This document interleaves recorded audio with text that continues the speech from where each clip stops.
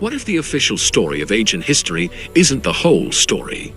What if the mighty fleets of Alexander the Great, conqueror of worlds, dreamer of empires, didn't just vanish into the shadows of time? What if they sailed beyond the horizon of recorded memory? Could the echoes of his lost ships still whisper in the winds of the Pacific, reaching the sun-kissed islands of the Philippines?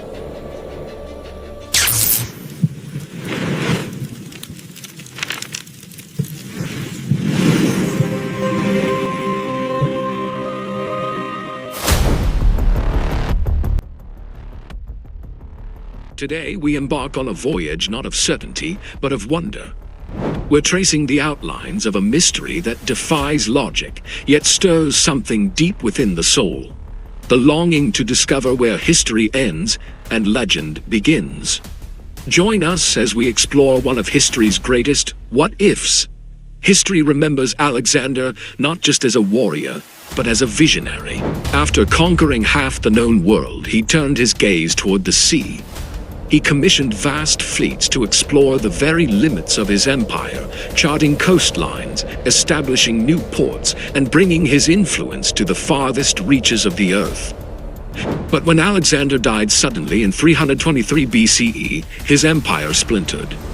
And so did the fate of his ships. Some records mention violent storms, others speak of rebellion and mutiny. But then, silence. Thousands of men. Hundreds of ships. Gone. It's as if the ocean itself swallowed their story whole. Could those lost sails have been carried by wind and current, far beyond what historians ever imagined possible? To many, the idea of ancient ships crossing entire oceans seems impossible. But we must remember, the seas have always been highways for the bold. Long before Columbus, the Phoenicians had rounded Africa. Roman merchants had sailed all the way to India. The winds and stars were their compass, the pulse of the sea their guide. And Alexander's fleet, built with Greek precision and Persian endurance, was no mere coastal armada. It was capable of greatness, designed for long voyages and unknown waters. So we have to ask the question, could the ancient world's maritime reach have extended further than we dare to believe? After all, the heavens have no borders. Far across the waters, the Philippine archipelago was flourishing. It was a crossroads of trade, culture, and spiritual life long before the Spanish ever arrived. Their boats, the legendary balangay, carved from whole trees, were masterpieces of seafaring genius. Filipino sailors journeyed to Borneo, to China, to India, weaving their islands into a rich tapestry of exchange and story. And here's where it gets interesting. Some ancient local traditions speak of foreign visitors, light-skinned traders with unfamiliar languages, strange ornaments, and knowledge of distant lands. Could these be coincidences? Perhaps. But among shards of pottery, ornaments of what appears to be Greek style, and linguistic echoes between ancient tongues, the question persists like a whisper through coral reefs. Could contact have occurred? Was it mere myth, or a faint fragmented memory of a forgotten encounter between East and West? Long before history was ready to remember it, is this just wild speculation or a potential revelation? Where do we draw the line? Some theorists say a powerful storm could have swept Alexander's vessels eastward, driven by relentless monsoon winds across the Indian Ocean. Others suggest a rogue expedition, a loyal crew determined to fulfill their fallen leader's dream of reaching the world's edge. Could they have drifted past India, navigated through the Straits of Malacca, and finally landed on the islands of gold and sunlight we now call the Philippines? For years, deep beneath the Philippine seas, divers have been uncovering astonishing artifacts. They have found mysterious ancient anchors that don't match local designs, foreign coins from a bygone era, and the weathered remnants of long-lost ships. What's truly captivating is that some of these artifacts seem Greek. Is this just a series of incredible coincidences? Or is it tangible evidence that Alexander's men pushed far beyond the known borders of Egypt and Persia? journeying all the way to these islands, the very land we now call the Philippines. The Bible itself speaks of the farthest reaches of the world. In Psalm 113 it says, "From the rising of the sun to the place of its setting, the name of the Lord is to be praised."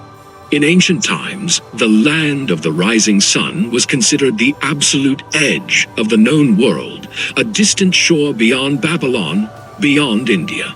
And prophecy has always revealed that God's great plan included the nations of the islands. Isaiah 60 verse 9 tells us, "Surely the islands look to me."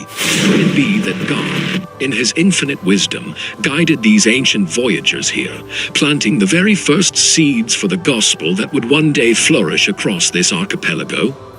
Was this journey part of a much larger divine narrative? The clues don't stop with artifacts. When we listen to old Filipino oral traditions, we hear fascinating stories passed down through generations. These tales speak of strange, powerful warriors who arrived by sea. They wore bright, shining armor, were noticeably taller than the local people, and spoke a foreign tongue that no one could understand. Could these legendary figures have been the survivors of Alexander's lost ships, finding refuge among their ancestors? And if so, what did they bring with them? Perhaps they brought more than just their weapons and skills. Perhaps they brought stories of one supreme God who reigns above all kings, a monotheistic belief incredibly rare in their pagan world. History is silent on the matter, but the whispers of these legends are hard to ignore. Now, you might be asking, why would God send them? Why use soldiers from a conquering army as messengers? But think about the incredible ways God works throughout Scripture. He uses the most unexpected people to fulfill his divine purpose. Joseph, who was sold into slavery by his own brothers, rose to become the salvation of Egypt during a great famine. Saul of Tarsus, a man who persecuted Christians, was transformed into the Apostle Paul, becoming the gospel's most passionate and influential voice. So why not a group of warriors, lost at sea, washed ashore not by chance, but by God's deliberate purpose, to carry a fragment of truth to a land waiting for a promise? Maybe the real treasure left behind by these mysterious visitors was not gold, not advanced weapons, but something far more valuable and eternal. It was the idea that the God of the Bible, the one true God, sees and reaches even the farthest islands of the sea. It's a powerful message that the Philippines were never forgotten. They were part of God's grand unfolding plan long before this nation was even given its name. Alexander the Great built a vast, earthly empire. But all empires, no matter how mighty, eventually fall. They crumble into dust and become footnotes in history books. But Jesus Christ, the true King of Kings, builds a kingdom that no tide can wash away, no storm can destroy, and no passage of time can erase. His kingdom is eternal. So, the real question we must face today is this. If God has already reached these shores in miraculous ways centuries ago, how will you respond to his calling for you today? Will you open your heart and believe? Or will this profound mystery remain just another interesting story? The choice is yours.